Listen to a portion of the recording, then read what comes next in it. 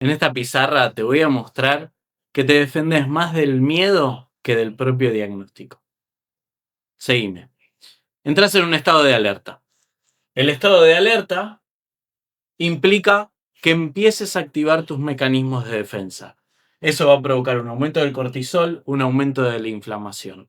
¿Por qué? Porque estás reaccionando, porque estás más tiempo despierto, porque hay una situación en donde la urgencia implica poder tener una huida o incluso un ataque frente a aquello que teóricamente te amenaza.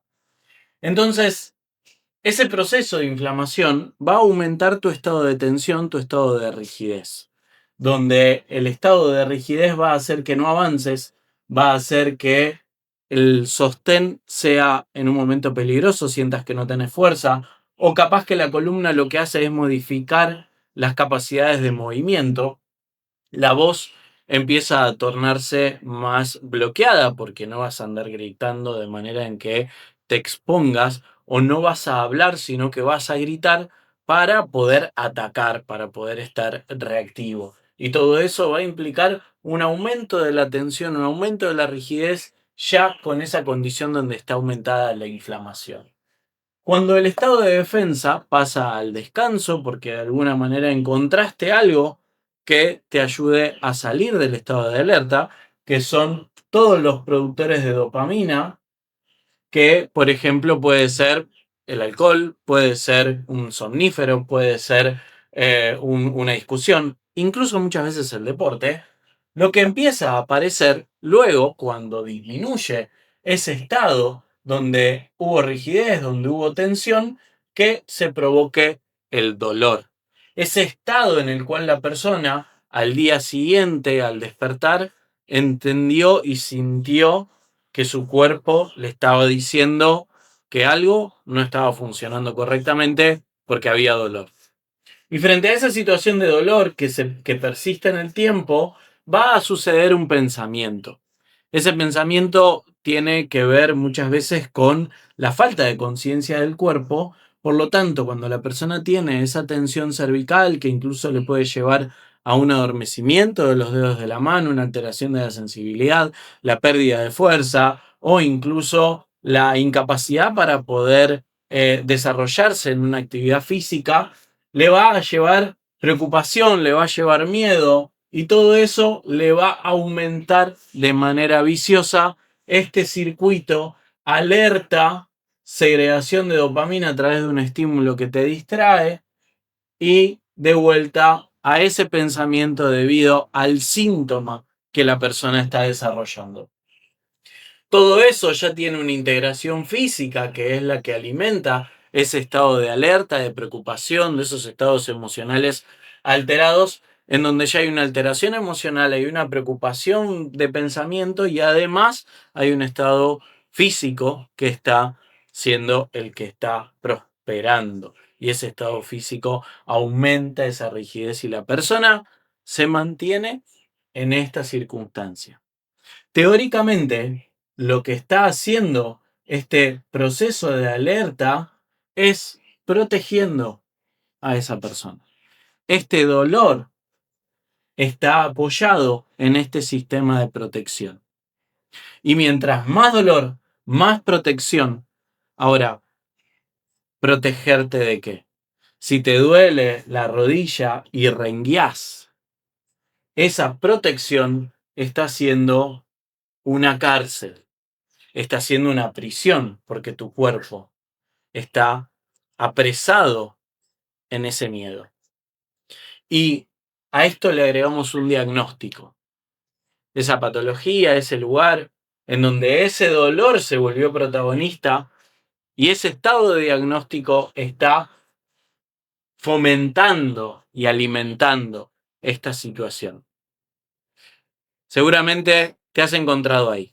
Seguramente te has encontrado con el miedo también debido al diagnóstico. No solamente a tu estado de alerta inicial, que no tuvo que ver necesariamente con una cuestión física, sino con una cuestión de mandato familiar, con una cuestión de supervivencia a nivel de la economía, con una cuestión ligada a las capacidades intelectuales en torno al trabajo, lo que puede ser la pertenencia en un círculo social,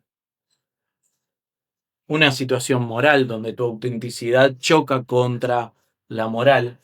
Entonces ese estado de protección permanente, ¿cómo se desinstala? ¿Cómo hacemos para salir de esa situación? Y voy a tomar el marcador verde porque acá vienen las soluciones, donde la protección te pide un lugar. Si tu cuerpo está doliendo, necesitas un escenario que esté cuidándote para que vos ya no necesites protegerte. Ese escenario es el marco terapéutico. Ese lugar, ese espacio personal, ese lugar en tu casa, que no es tu cama, en donde podés saber que estás a salvo. Entonces, ese lugar ya te cuida. Es un punto de partida. El suelo ya te cuida. En el suelo no te podés lastimar.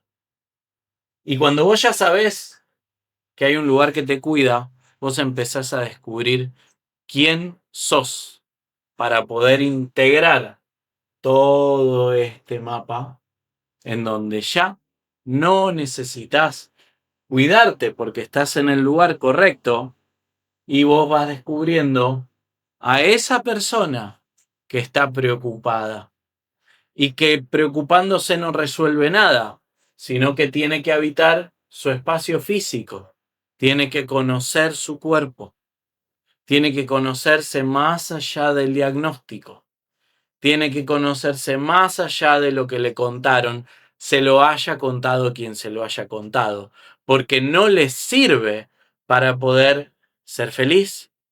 Esa persona que está en el lugar cuidado empieza a ser la persona que protagoniza su circunstancia, su situación, su realidad, su presente. Y ahí sí podemos preguntar, ¿qué es lo que tiene que hacer? ¿Qué es lo que tiene que hacer una persona que ya está en un lugar cuidado y que ya sabe que está buscando resolver ese conflicto que tiene habitando su cuerpo, conociéndose? Lo mismo que conocer sus pensamientos y lo mismo que encontrarse con sus emociones. Porque sabe que en ese lugar donde está no se está lastimando. Las emociones que puede estar viviendo las puede estar viviendo y los pensamientos que está teniendo no están sucediendo en ese momento. Es decir, si la persona piensa que se va a morir, en ese momento no se está muriendo. ¿Y cómo sabe que no se está muriendo? Porque respira.